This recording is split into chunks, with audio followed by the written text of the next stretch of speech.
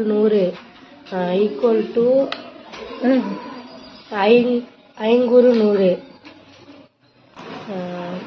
சிற்றலையும் 6 அடி பேரலையும் கொண்ட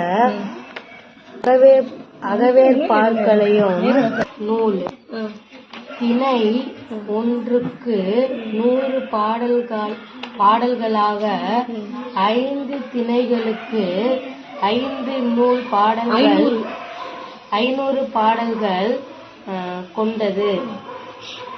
5 திணைகளை பாடிய புலவர்கள்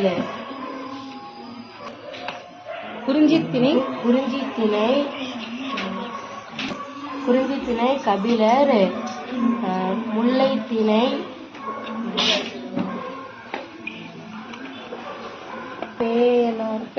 பேயனார், மருதத்திணை